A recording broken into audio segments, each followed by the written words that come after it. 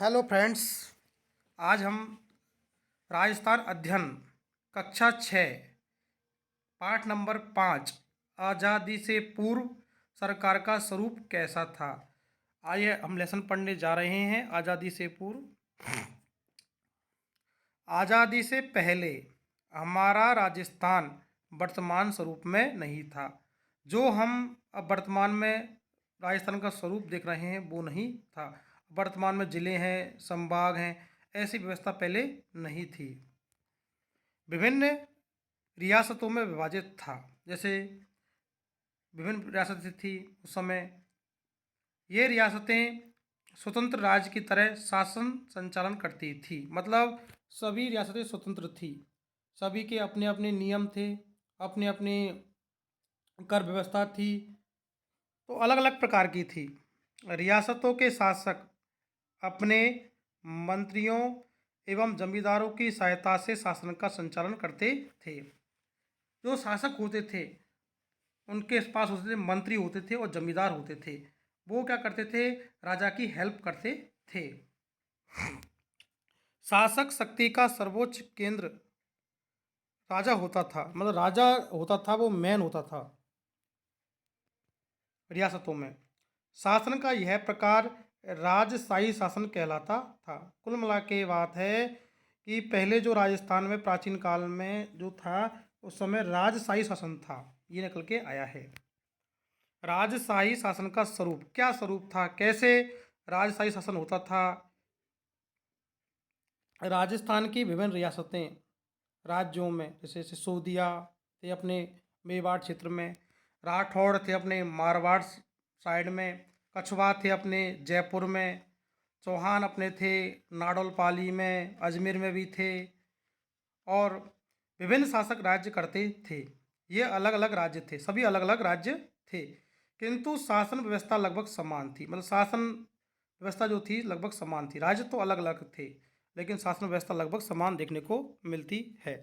विभिन्न रियासतों में शासन संचालन करने के लिए केंद्रीय व्यवस्था के पदाधिकारी राजा होते थे, मंत्री होते थे, बख्शी होते थे, खजांची होते थे और परगना अधिकारी होते थे। ये अधिकारी आपको मिलते थे केंद्रीय व्यवस्था के। राजा, मंत्री, बख्शी, खजांची और परगना। राजा क्या था? राजा का स्वरूप कैसा था? राजा राज्य की संपूर्ण शक्ति का सर्वोच्च केंद्र होता था। मतलब राजा का निर्णय ही फाइनल डिसीजन होता था। लेकिन राजा जो था वह अपने सलाहकारों एवं मंत्री परिषद के सदस्यों से शासन संचालन करते थे।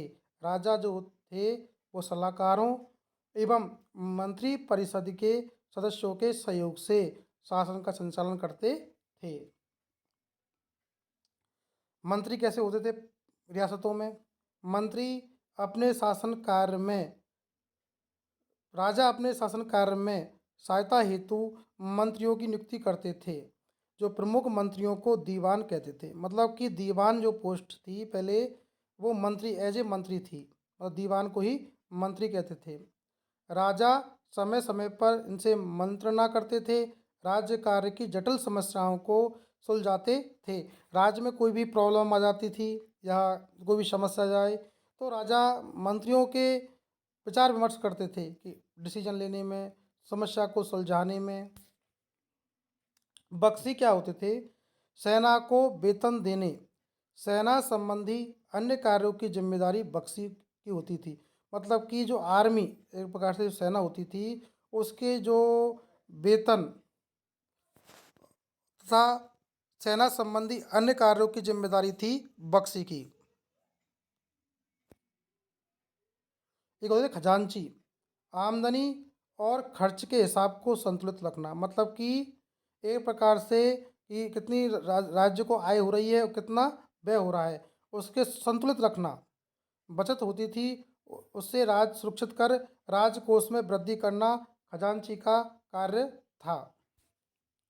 परगना अधिकारी, राज्य परगनों में विभाजित था। राज्य होता था उसका होते परगने। परगने में मतलब कि राज्य से छोटा भाग होता था परगना। परगने में शांति व्यवस्था बनाए रखने की जिम्मेदारी परगना अधिकारी की होती थी। ग्राम राज्य की सबसे छोटी इकाई थी। ग्राम का प्रशासन ग्राम पंचायत करती थी। अब पढ़ते हैं जागीरदारी व्यवस्था के बारे में। एक व्यवस्थित राज्य के लिए प्रशासनिक व्यवस्था अनिवार्य तत्व है। बिल्कुल, राज्य के लिए प्रशासनिक व्यवस्था तभी हम सभी जनता और उन पर मतलब कि सभी तरह समन्वय कर सकते हैं, नियंत्रण कर सकते हैं। राज्य के मध्यकाल का संपूर्ण शासन तंत्र राजा और जागीरदारी व्यवस्था पर आधारित था। जो राजस्थान के मध्यकाल का जो संपूर्ण शासन था, राजा और जागीरदारी व्यवस्था पर आधारित था।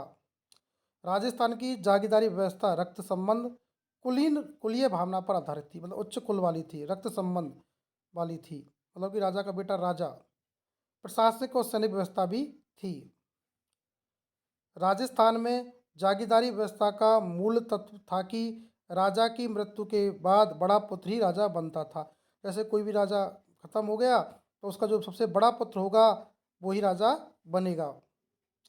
राजा अपने छोटे भाइयों को जीवन यापन करने के लिए भूमि आवंटित करता था।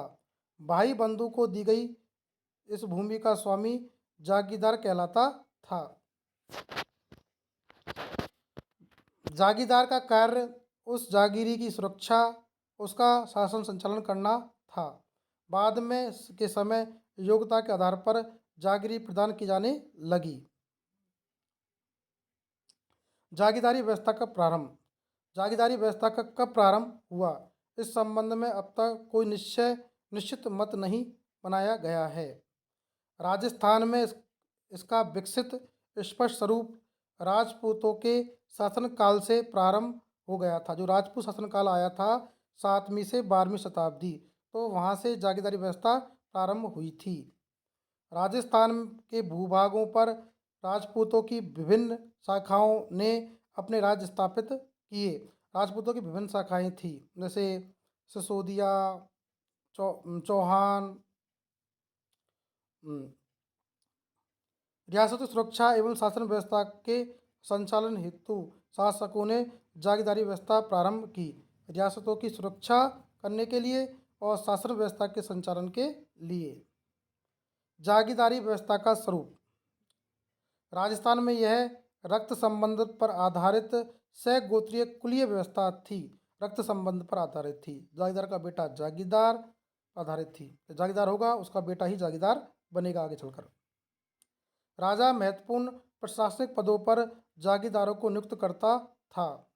राजा और जागीरदार के संबंध स्वामी और सेवक के नहीं थे, बल्कि भाईचारे और सौहार्द पर आधारित थे। मतलब इतना डिफरेंस नहीं था कि जागीरदार एक नौकर हो। राजा और जागीरदार एक अच्छा था, मतलब कि सम्मानीय पद था जागीरदारी।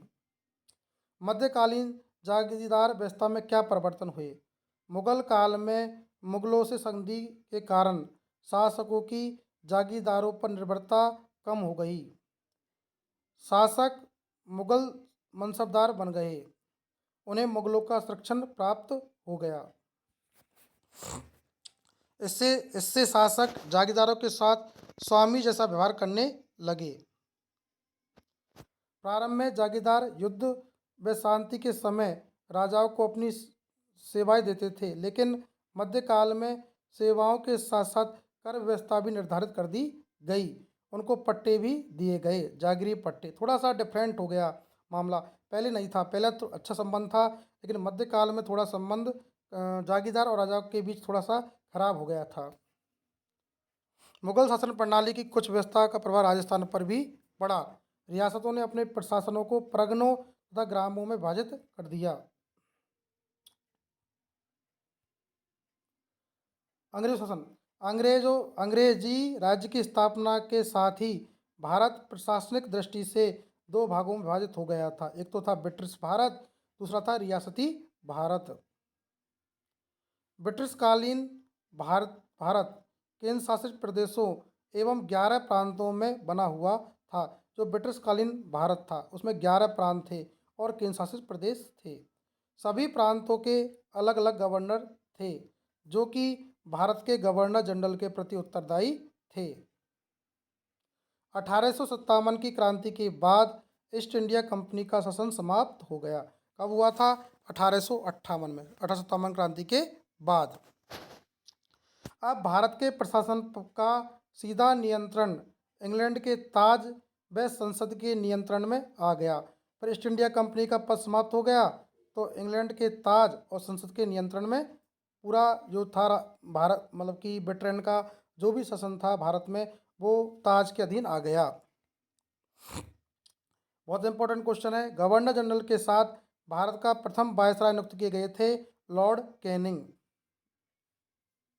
अंग्रेज सरकार द्वारा विभिन्न अधिनियम पारित कर भारत का शासन संचालन किया गया था। ये क्वेश्चन बहुत इंपॉर्टेंट है कि भारत का प्रथम वायसराय कौन थे? Lord Canning.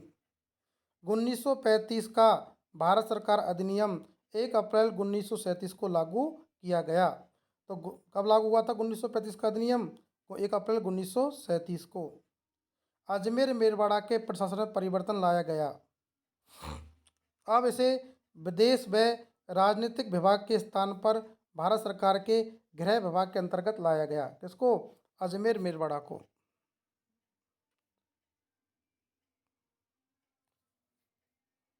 गृह विभाग के अंतर्गत प्रमुख प्रभाव यह था कि इस क्षेत्र की कानून संघीय कार्यपालिका द्वारा बनाए जाने लगे, न कि गवर्नर जनरल द्वारा।